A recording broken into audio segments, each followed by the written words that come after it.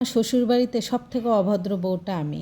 এত বছরও তাদের আমি মন জোগাতে পারিনি। কারণে অকারণে মিথ্যা বানিয়ে আমার স্বামীর কাছে তারা বলতেন। তবে এগুলো নিয়ে খুব একটা আমার স্বামীর মাথা ব্যথা ছিল না। আমার কাছে যে বলতো না তেমনটা কিন্তু নয়। আমার স্বামীর নামে আমার কাছেও এসে বলতো। তবে সেগুলো আমরা কেউ বিশ্বাস করতাম না। আমাদের ভালোবাসা এত ঠুনকো ছিল না।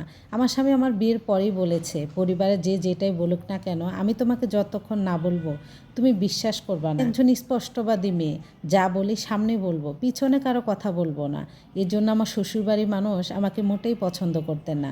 আমার খাওয়া দাওয়া চলাফেরা কথাবার্তা কোনো কিছুই না। আমি লেখাপড়া করি, আমার ফোন আছে, এই বউ কখনো ভালো বউ হতে পারে? থ্রি পিস পরে স্বামীর হাত ধরে ড্যাং ড্যাং করে বাহিরে যায়, এটা কোনো দিন বউ হতে পারে? এগুলো কিছুই পছন্দ করতেন না। আমার স্বামীর সঙ্গে যে আমি বাহিরে ঘুরতে যাই সেটাও তারা পছন্দ করতেন না।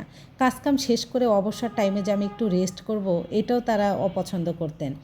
বাড়ির দুইটা মহিলা আমাকে দেখলে সবসময় মুখ লাড়াতেন। আমাকে দেখলেই তাদের বডি ল্যাঙ্গুয়েজ, মুখের এক্সপ্রেশন পরিবর্তন হয়ে যেতেন। তবে তারা সম্পর্কে আমার কি হয় এটা আমি কখনোই বলবো না। তারা কখনোই চাইতেন না যে আমি লেখাপড়া করি, আমি শিক্ষিত হই, না, এটা কখনোই তারা চাইতেন না। সবসময় চাইতেন যে আমি আগের যুগের মতো জীবনযাপন করি। তবে আমার স্বামী আমাকে প্রচুর ভালোবাসতো, প্রচুর সাপোর্ট করতো। সে সবসময় বলতো, ফোন নিয়ে যে কি দেখে, এই মেয়ে সংসার করার মেয়ে না। তবে আমার স্বামী বলতো, ওরা যা বলে বলুক, আমি তো তোমার পাশে আছি, তাই না? এরকম যদি একটা জীবনের সঙ্গী হয় তাহলে আর কি লাগে। আমার পান থেকে চুন খসলেই আমার মাকে নিয়ে তারা কথা বলতো। একটু যদি রান্নায় ভুল ত্রুটি হয়, একটু কাজে যদি দেরি হয়ে যায়, তোমার মা তোমাকে কিছু শিখিয়ে পাঠায়নি? না শিখিয়ে পাঠিয়ে দিয়েছে আমাদের বাড়িতে? অপদার্থ একটা। তারা কিন্তু জানে আমার মা এ পৃথিবীতে বেঁচে নেই।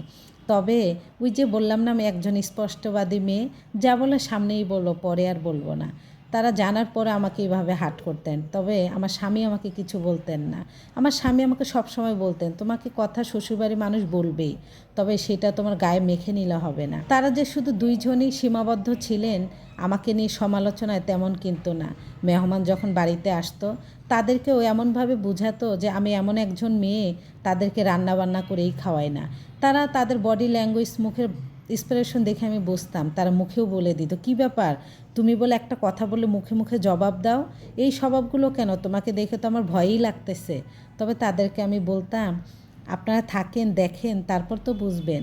আমার শ্বশুরবাড়ির মানুষের মন মানসিকতাই এমন ছিল যে আমি গর্থর ভিতরে ঢুকে থাকব। আমার স্বামী এমন চাইতেন না। আমার স্বামী সবসময় চাইতেন, তোমাকে যদি কেউ ভুল বলে সেটা তুমি প্রতিবাদ করবা। তুমি যদি অন্যায় না করে থাকো, তোমার জায়গায় যদি তুমি রাইট থাকো, তাহলে আমি তোমার পাশে আছি। কে তোমাকে কি বলবে সেটা আমি দেখব, কিন্তু তুমি যদি ভুল থাকো সেখানে তুমি কথা বলতে পারবে না। আমার স্বামী সবসময় চাইতেন আমি লেখাপড়া করে আমি নিজের পায়ে নিজে দাঁড়াই, নিজে ইনকাম সোর্স আমি নিজে যেন করতে পারি, কারো কাছে যেন হাত পেতে আমাকে 10 টাকা চাইতে না হয়। তো আমার শ্বশুরবাড়ির মানুষ এগুলো কখনোই চাইতেন না। তারা চাইতেন আমি আগের মতো জীবনযাপন করি, ঘরের এক কোনায় বসে থাকি, স্বামীর সঙ্গে কেন ড্যাং ড্যাং করে বাইরে ঘুরতে যাই। কত যে কিছু। আমি খেতে খুব পছন্দ করি। আমার শাশুড়ি তো সবসময় বলতেন আমার স্বামী নাকি ফকির হয়ে যাবে মাছ কিনতে কিনতে, আমি এত পরিমাণে মাছ খাই। আমার শাশুড়ির কথাগুলো শুনে আমার হাসি চলে আসতেন, মাঝে মাঝে দুঃখও লাগতেন যে তার যদি মেয়ে হতো তাহলে হয়তো বা এটা বলতে পারতো না। কিন্তু সব কিছুর পরে আমার স্বামী আমার পাশে ছিল। এজন্য শ্বশুরবাড়ির মানুষ খুব একটা আমার খারাপ কিছু করতে পারেনি। আর আমার স্বামী যদি পাশে না থাকতো হয়তো বা সেই সংসারে টেকা আমার খুব মুশকিল হয়ে যেত। দিন শেষে মেয়েরা এইটাই চায়, তার পারফেক্ট একটা জীবনসঙ্গী। ধন্যবাদ সবাইকে।